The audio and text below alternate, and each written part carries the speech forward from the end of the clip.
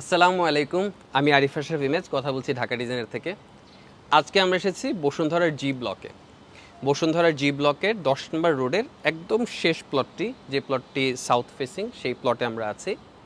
এই প্লটে একটি 6তলা বাড়ি আছে, 7তলা G+6। প্রথমেই এই প্লটটা সম্পর্কে একটু বলি। আপনারা দেখতে পাচ্ছেন আমার পেছনে বসুন্ধরার যে ইঞ্জিনিয়ারিং অফিস সেটা দেখা যাচ্ছে, রূপায়ণের কমার্শিয়াল বিল্ডিংটা দেখা যাচ্ছে, এবং এই দিকটা কিন্তু সাউথে পুরোটা ওপেন।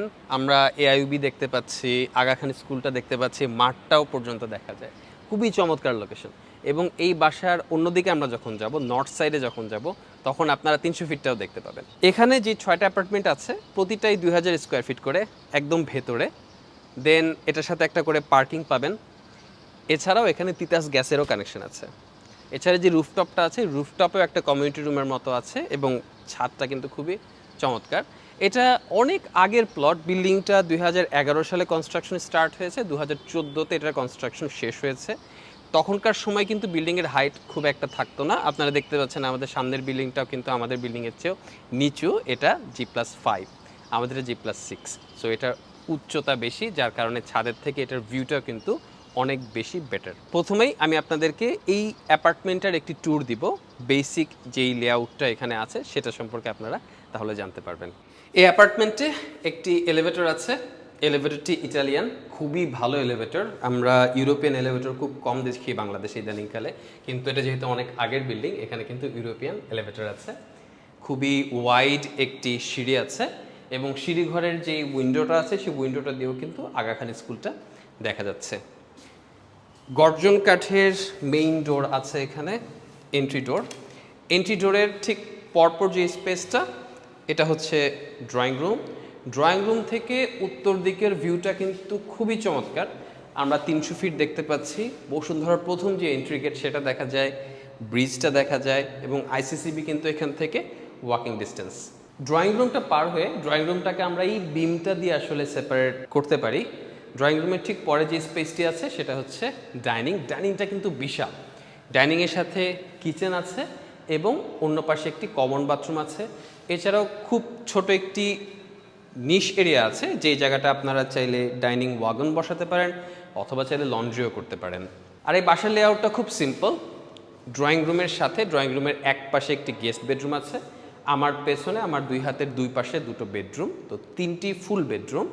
গ্লাস দিয়ে আলাদা করা এই ফ্লোরে একটি ফ্যামিলি লিভিং আছে। আপনারা চাইলে এটাকেও বেডরুম হিসেবে ব্যবহার করতে পারেন যদি আপনাদের 4টা বেডরুম দরকার হয়।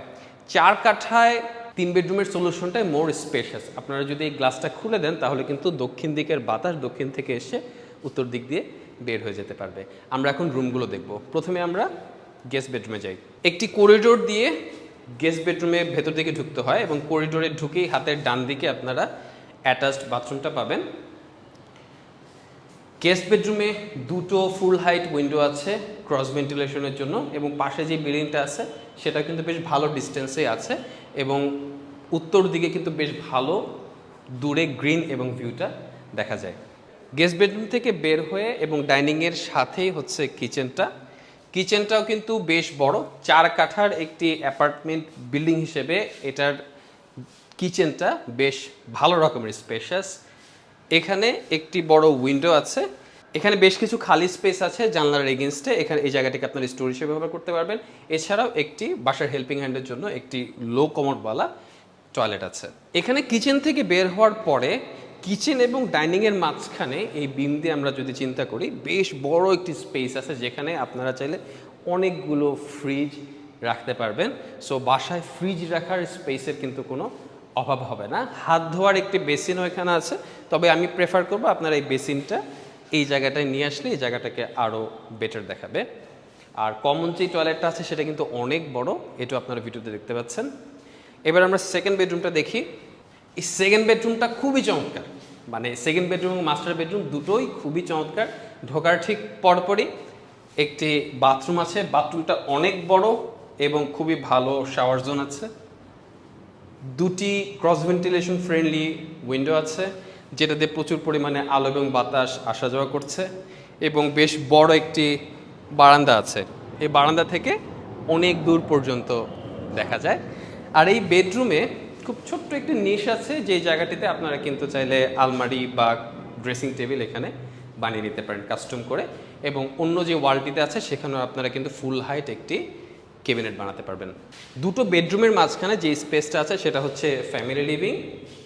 ফ্যামিলি লিভিংটাকে আপনারা মাল্টিপারপাস স্পেস হিসেবে ব্যবহার করতে পারেন। এই জায়গাটা একটি কিডস বেডরুম হতে পারে বা আপনার ওয়ার্ক স্টেশন হতে পারে, বা সত্যি ফ্যামিলি লিভিং হিসেবে আপনারা ব্যবহার করতে পারবেন। দক্ষিণ দিকে বিশাল বড় উইন্ডো আছে যেটাতে প্রচুর পরিমাণে আলো এবং বাতাস ভেতরে আসবে। এবারে আমরা মাস্টার বেডরুমটা দেখব। মাস্টার বেডরুমটা এই বাসার সবচেয়ে বড় এবং সবচেয়ে ভালো বেডরুম। এটাতেও অন্য বেডরুমের মতো ঢোকার ঠিক পরপরেই বেশ বড় একটি ওয়াশরুম আছে এবং বেশ বড় শাওয়ার জোন আছে। এখানে যে উইন্ডোটা আছে এটা এই বাসার সবচেয়ে চওড়া এবং ফুল হাইট উইন্ডো, এবং এখানেও দুই পাশে উইন্ডো থাকা এখানে খুব ভালো ক্রস ভেন্টিলেশন হচ্ছে। এখানেও আপনারা বাসায় একটি বেড বসানোর পরেও যথেষ্ট পরিমাণে স্পেস থাকবে যেখানে আপনারা আলমারি এবং ড্রেসিং টেবিল বসাতে পারবেন। এখানেও বড় একটি ব্যালকনি আছে যে ব্যালকনিতে খুবই চমৎকার বাতাস আছে এবং অনেক দূর পর্যন্ত আপনারা ভিউ পাবেন। আর এটা হচ্ছে এই বাসার ছাদ। ছাদটা কিন্তু খুবই চমৎকার। আগেই আমরা বলেছি যে তখনকার সময়ে বাসাগুলো অনেক নিচু হতো, যার কারণে এই বাসার ছাদ থেকে অলমোস্ট প্যানোরামিক একটা ভিউ পাওয়া যায়। ছাদের দুটো স্পেশালিটি আছে। প্রথমত এই ছাদেও কিন্তু দুটো রুম আছে যেগুলোর একটা ভাড়া দেওয়া আছে এবং অ্যাডিশনাল একটি ওয়াশরুম আছে।